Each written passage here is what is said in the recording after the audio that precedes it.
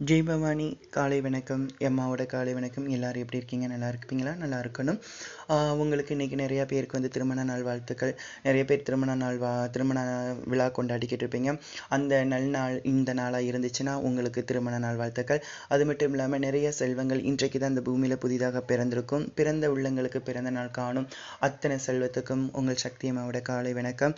எல்லாருமே வாழ்க்கையில் நோயின்றி வாழணும், மன அமைதியாக வாழ்வணும், ஒருவரும் துன்புறாத உங்களை பேசணும், உங்களுக்கும் அடுத்தவங்களால துன்பம் இல்லாமல் நீங்களும் பேசி எல்லாருக்கூடையும் சந்தோஷமாக இருக்கணுங்கிறது உங்களோட அம்மாவோட ஆசை. இன்றைய தினங்கள் எப்பொழுதுமே உங்களுக்கு மகிழ்ச்சிகரமாகவே அமையுங்கிற ஒரு நம்பிக்கையோடு அம்மாவுக்கு உங்களுக்காக நான் பூஜை பண்ணிட்டு இருக்கிறேன். எப்பொழுதுமே உங்களுக்காக வாழ்ந்துகிட்டு இருக்கிற எங்களோட சக்திகளாக அன்னை முப்பெருந்தேவியர்கள் வீற்றிருக்கிறாங்க. நீங்கள் அதனால் எதுக்கும் கவலைப்பட வேண்டாம். இன்றைய தினத்தில் ஒரு சில சிந்தனைகள். எப்பொழுதுமே யாருக்கிட்ட நம்ம பழகினாலும் தயவு கூர்ந்து ஒரு விஷயங்கள் கவனித்துக் கொள்ளுங்கள். நமக்கு தேவையில்லாத விஷயங்களை அடுத்தவங்க கிட்ட ஷேர் பண்ண தேவையில்லை.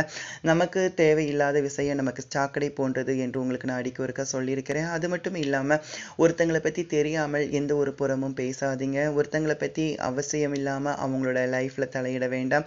உங்களோட காரியங்கள் என்ன, உங்களோட வேலைகள் என்ன, உங்களோட கடமைகள் என்னங்கிறத மட்டுமே நீங்கள் கவனிக்கணும். ஏன் இதை உங்களுக்கு காலை முறை சொல்கின்றேன் என்றால், நம்ம நிறைய அலுவலகங்களில் போய் வேலை பார்க்க போவோம், நிறைய வெளியில் போய் தொழில் பிஸ்னஸ் சம்மந்தப்பட்டு பார்க்க போவோம், இல்லைன்னா வெளியில் போய் ஏதாவது கூலி வேலைகளுக்கு போவோம். அப்படி ஏதோ ஒரு விஷயங்களில் படிக்க போயிருப்போம். ஏதோ ஒரு விஷயங்களை நம்ம போயிருக்கும் பொழுது தேவையில்லாத ஒரு சில வேர்களை பற்றி விமர்சனம் நமக்கு தேவையில்லை. நம்மளோட தேவைகளை இங்கே நிறையா இருக்குது, நம்மளோட குறைகளை இங்கே அதிகமாக இருக்குது. அப்படி இருக்கும் பொழுது நம்மளோட தேவைகளை நம்ம அறிந்து அதன்படி நடந்து நம்மளோட குறைகளை களைந்து நமக்கு தெய்வமாக வீட்டிற்கக்கூடிய அந்த அகிலாண்டேஸ்வரி அன்னை பவானி நாகத்த நாகக்கனி முப்பெருந்தேவியரை சக்தியும் அருளோட வேண்டிக்கோங்க. உங்களுக்கு எல்லா காரியங்களும் கட்டாயமாக மகிழ்ச்சிகரமாக வெற்றிகரமாகவே நடக்கும்.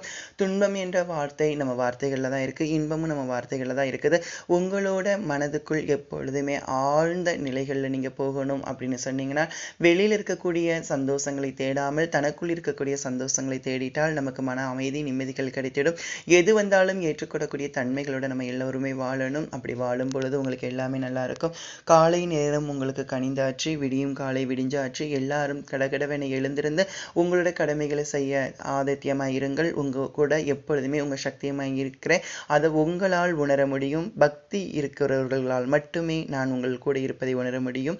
என்னாலும் உங்களுள்ளே இருப்பேன். என்னால் முடியாதது எதுவும் இல்லை. வார்த்தைகளால் சொல்வதை காட்டிலும் என் மனதில் இருந்து உங்களுக்கு செய்ய வேண்டும் என்ற ஒரு எண்ணம் எனக்கு வந்தாயிடுச்சுன்னா கட்டாயமா இந்த பிரபஞ்சம் எனக்கு ஒத்துழைக்கும். உங்களுக்கு மனதார எல்லா காரியங்களும் நடக்கும். என் நாவில் இருந்து வரக்கூடிய வார்த்தை உங்களுக்கு சரிப்படுத்துகிறேன், உங்களுக்கு இது பண்ணித்தரேன்னு சொன்னால் அது நடக்குமானா கேள்விக்குறி.